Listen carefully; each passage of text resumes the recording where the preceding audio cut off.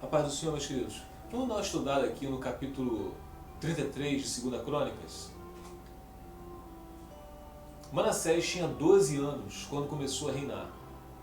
E reinou em Jerusalém por 55 anos. Reinou bastante tempo.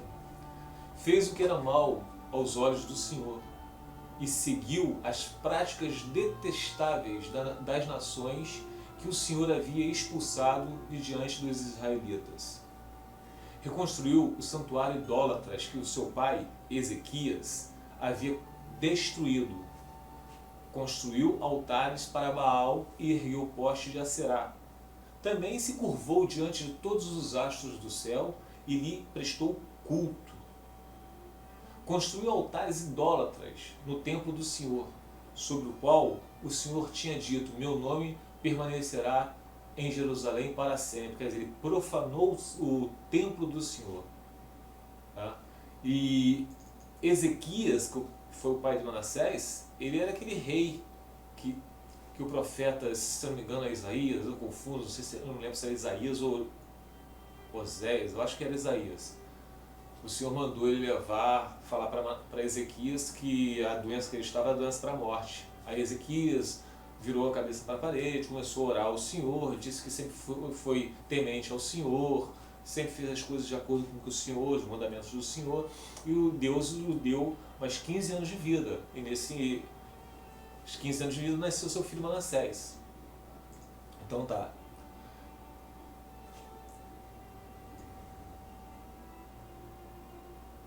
Nos dois pátios do templo do Senhor, construiu altares para os astros do céu.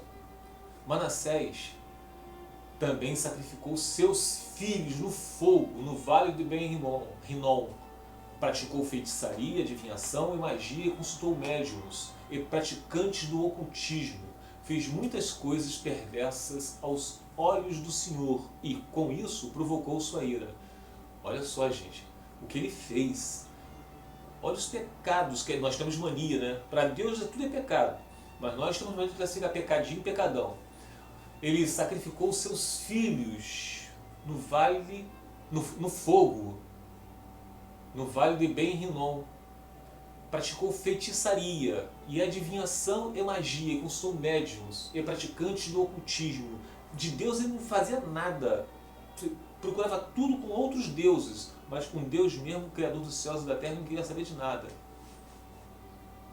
Manassés chegou a fazer uma imagem esculpida e colocá-la no templo de Deus, sobre o qual Deus tinha dito a Davi e a seus filhos Salomão: meu nome será honrado para sempre neste templo e em Jerusalém, a cidade que escolhi dentre todas as tribos de Israel. Deus de escolhas. Ele profanou o templo do Senhor. Se os israelitas tiverem o cuidado de obedecer a meus mandamentos, olha o que Deus está falando. Se os israelitas tiverem cuidado de obedecer os meus mandamentos, todas as leis, estatutos e decretos que meu servo Moisés lhe deu, coisas que ninguém conseguiu fazer, não os expulsarei desta terra que dei a seus antepassados. Manassés, porém, levou o povo de Judá e de Jerusalém a fazer coisas piores do que as nações que o Senhor tinha destruído diante dos israelitas. Quer dizer, Manassés conseguiu fazer tudo pior. Tudo pior ele fez. O Senhor falou a Manassés e a seu povo, mas eles ignoraram seus avisos. Quer dizer, não foi por falta de aviso. Por isso, o Senhor enviou os comandantes dos exércitos assírios. Deus enviou. E eles capturaram Manassés. Olha onde começa a saga de Manassés. Olha, ele começa a buscar o Senhor. Puseram um gancho em seu nariz. O prenderam com correntes de bronze e o levaram para a Babilônia. Olha só, colocou um gancho no nariz daquele homem de dura cerviz, que não queria saber de Deus de jeito nenhum, hipótese alguma, e levaram para a Babilônia. Em sua angústia, preste atenção. Em sua angústia, Manassés buscou o Senhor, seu Deus, e se humilhou com sinceridade diante de Deus de seus antepassados. Houve um arrependimento em Manassés. Mas o que foi preciso fazer para ele se arrepender? Ele foi levado ao deserto, à provação. Deus colocou ele na provação, como fez com Jonas, dentro de um peixe. É só assim que as pessoas se arrependem. Quando ele orou, Deus ouviu sua súplica, atendeu a seu pedido e o trouxe de volta a Jerusalém e a seu reino. Deus é de restauração. Então Manassés reconheceu que o Senhor é Deus. Se arrependeu, a restauração. Depois disso, Manassés construiu o muro externo da cidade de Davi bem alto, desde o oeste da fonte de Gion, no vale de Cedron, até a porta do peixe e ao redor da colina de Ofel. Colocou comandantes militares em todas as cidades fortificadas de Judá. Manassés removeu do templo do Senhor os deuses estrangeiros e o ídolo que havia colocado ali. Derrubou todos os altares que havia construído na colina do templo e de todos os altares em Jerusalém e os jogou fora da cidade. Para tudo. Houve arrependimento em Manassés. E o que isso levou ele a fazer? Todas aquelas práticas que eram detestáveis aos olhos do Senhor, ele tirou. Ele acabou com aquilo. Houve um arrependimento dele, não houve um remorso. Porque o remorso, a pessoa se arrepende e volta. Arrependimento você aniquila, acaba. Assim como fez Zaqueu, o chefe dos cobradores de impostos, tributos. O que ele fez quando se arrependeu? Falou que pagaria 4 vezes a mais do que ele pegou das pessoas. Há um arrependimento. Quando eu me arrependi dos meus pecados, a primeira coisa que eu fiz, eu pensei 2 vezes, rasguei todos os meus livros de autoajuda, como se eu pudesse fazer meu futuro. Rasguei todos os meus livros de espiritismo e todas as minhas práticas repugnantes internamente, porque arrependimento vem internamente, não é externamente. Tá? Depois, restaurou o altar do Senhor e apresentou sobre ele sacrifícios de paz e ofertas de gratidão. Também incentivou o povo de Judá a adorar o Senhor, o Deus de Israel. É o que quando a gente é convertido, a gente não se converte, a gente tem medo de falar quando a gente se converte. É Deus que converte a gente. Tem muitos irmãos que não concordam com isso. Eles acham que depende da gente. Então, quando Manassés se arrependeu, ele evangelizou. É o que a gente tem que fazer. O povo continuou a sacrificar. O povo continuou a sacrificar naqueles lugares de adoração, mas somente ao Senhor, seu Deus.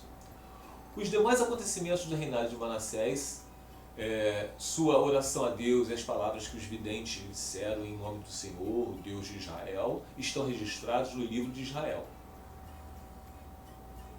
A oração de Manassés, o modo como Deus lhe respondeu e o relato de todos os seus pecados, de sua infidelidade, se encontram nos registros dos videntes. Inclui uma lista de locais onde ele construiu altares idólatras e levantou postes de Aserá e ídolos antes de se humilhar e se arrepender. Quando Manassés morreu, se reuniu a seus antepassados, foi sepultado em seu palácio. Seu filho, olha agora gente, presta atenção, seu filho Amon foi seu sucessor. Amon tinha 22 anos quando começou a reinar. E reinou em Jerusalém por 2 anos. Manassés reinou por 55, o seu filho Amon 2. Fez o que era mal aos olhos do Senhor, igual ao pai dele, Manassés. Né? Só que Manassés se arrependeu, como seu pai. Manassés fez o que era mal aos olhos do Senhor, como seu pai, Manassés. Adorou todos os ídolos que seu pai havia feito e lhes ofereceu sacrifícios. Mas ao contrário de seu pai, não se humilhou diante do Senhor. Em vez disso, Amon pecou ainda mais. Um abismo chama outro abismo. Os próprios oficiais de Amon conspiraram contra ele e o assassinaram em seu palácio. O povo de Judá, porém, matou todos os que haviam conspirado contra o rei Amon e proclamou seu filho Josias como rei em seu lugar. Bom, aí vocês podem dizer assim, mas ué, o que isso quer dizer? Você está comparando o pai Manassés com o filho Amon? É simples entender isso, Wellington. Ué, o pai Manassés se arrependeu e Deus o restaurou. Amon não se arrependeu e morreu. Sim, perfeito raciocínio. Mas Deus não diz que não há um justo, sequer não há quem o busque. E vocês notaram que Manassés foi levado ao cativeiro? Deus teve um tratamento especial com Manassés. Por isso, quando a gente passar por tribulações, nós não devemos reclamar, não. É Deus nos provando. Tá? E o Amon, não. Por que agora eu vou falar para vocês agora? Presta atenção aqui, ó. Em Romanos 9, do capítulo 13, do versículo 13 ao 16, diz assim: como está escrito, amei Jacó, mas rejeitei Esaú. E então que diremos? Acaso Deus é injusto? Acaso Deus é injusto de levar Manassés ao arrependimento, mas o filho dele Amon não? De maneira nenhuma. Pois ele diz a Moisés: Deus tem misericórdia de quem ele quiser ter misericórdia e ter compaixão de quem ele quiser ter compaixão. Deus resolveu ter compaixão de Manassés, mas ele resolveu não ter compaixão de Amon. Portanto, isso não depende do desejo, presta atenção, meus queridos. Portanto, isso não depende do desejo ou do esforço humano, isso não depende do desejo, do esforço de Manassés ou do Amon, mas da misericórdia de Deus. Antes de qualquer irmão querer ser contra, vocês não estão sendo contra mim, não. Mais literal que isso não existe. Aí eu pergunto, vocês se arrependeram dos seus pecados? Não? É hora de se arrepender. Fica com Deus.